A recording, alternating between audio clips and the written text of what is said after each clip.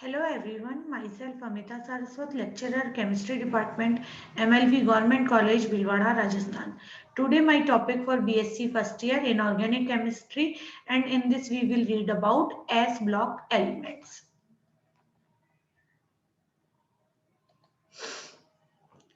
S block के तत्वों की हमने ऑक्सीडेशन वो इलेक्ट्रॉनिक कॉन्फ़िगरेशन और उनके आयनन विभव और उनके परमाणु आकार के बारे में पिछले टॉपिक में जानकारी प्राप्त की थी।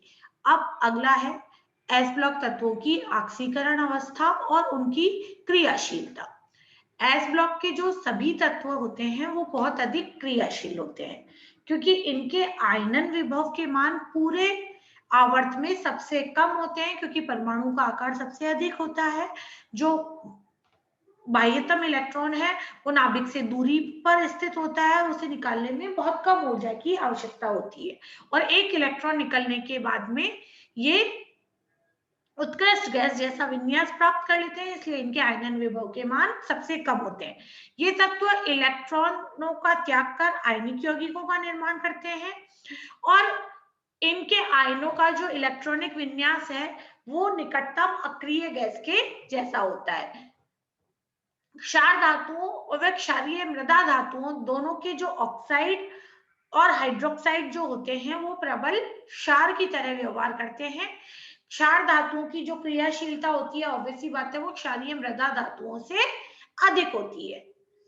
क्षार धातु एक संयोजकता इलेक्ट्रॉन का त्याग कर अक्रिय गैस के इलेक्ट्रॉनिक विन्यास के समान इलेक्ट्रॉन विन्यास वाले आयन बनाते हैं, जबकि क्षारीय मृदा धातुओं के लिए प्रथम और द्वितीय आयनन ऊर्जाओं में अंतर बहुत कम होता है।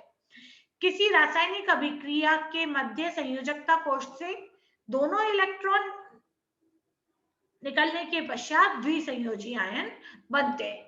यहाँ ये बात इंपॉर्टेंट है, हम जानते हैं कि प्रथम आयनन विभव का मान द्वितीय आयनन विभव से हमेशा कम होता है, लेकिन फिर भी क्षारीय मृदा धातु +1 यौगिक नहीं बनाते, इनके हमेशा +2 ऑक्सीकरण अवस्था वाले यौगिक ही ज्ञात है। क्योंकि क्या होता है कि जो आयनन विभव में अंतर है प्रथम और द्वितीय वो इतना कम है कि दूसरा इलेक्ट्रॉन निकालने के लिए जो ऊर्जा है वो बहुत आसानी से मिल जाती है। इसीलिए जो क्षारीय मृदा धातु है वो केवल द्विसंयोजी आयन का ही निर्माण करते हैं। इसीलिए क्षार धातु क्या होता है वो केवल +1 ऑक्सीकरण अवस्था दर्शाते हैं और क्षारीय मृदा धातु भी केवल +2 ऑक्सीकरण अवस्था ही दर्शाते हैं। आवर्त सारणी के अन्य तत्वों के समान एस ब्लॉक के तत्व एक से अधिक ऑक्सीकरण अवस्था नहीं दर्शाते। अगला गुण है धात्विक गुण और चालकता। एस ब्लॉक के दोनों वर्गों के सभी तत्व ऊष्मा और विद्युत के बहुत अच्छे चालक होते हैं।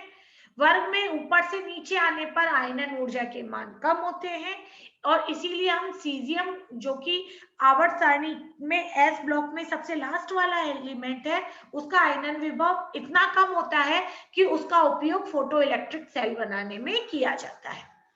क्षार धातु तत्वों के आकार उस आवर्त में सबसे बड़े होने के कारण एस कोष के जो इलेक्ट्रॉन है वो नाभिक से दूरी पर स्थित होते हैं और इसीलिए धात्विक गुण अधिक होता है और चालकता भी अधिक होती है।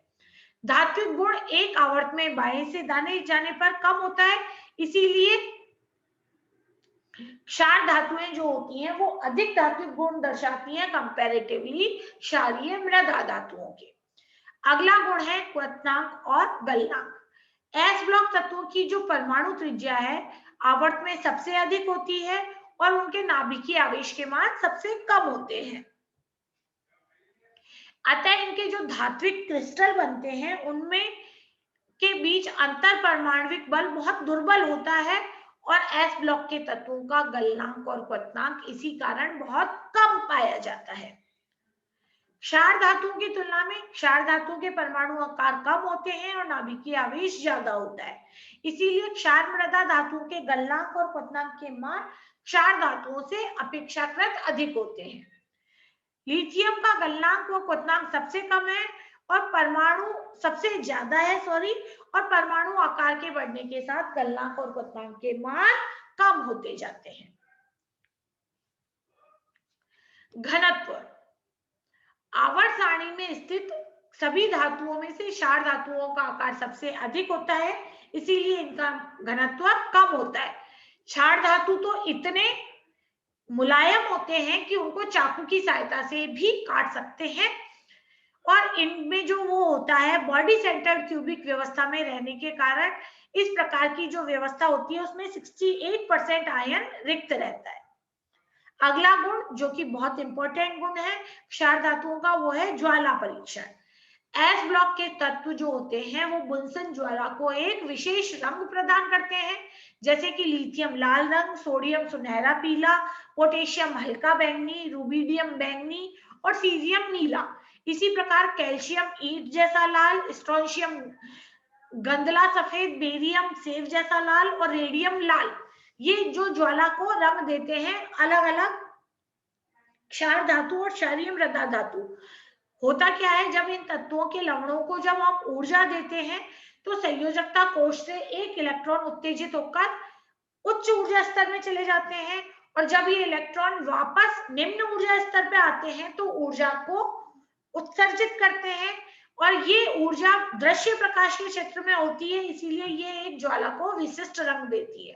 बेरिलियम और मैग्नीशियम जो है उनका आकार छोटा होता है, आयनन ऊर्जा अधिक होती है, इसीलिए वो बुनसन ज्वाला को कोई रंग नहीं देते। फोटो इलेक्ट्रिक इफेक्ट, दृश्य प्रकाश के प्रभाव से धात्विक सतह के इलेक्ट्रॉनों का उत्सर्जन होना प्रकाश विद्युत प्रभाव कहलाता है। सभी क्षार धातुओं की आयनन ऊर्जाओं के मान कम होने के कारण वो सभी फोटो इलेक्ट्रिक इफेक्ट या प्रकाश विद्युत प्रभाव को दर्शाते हैं। Thank you.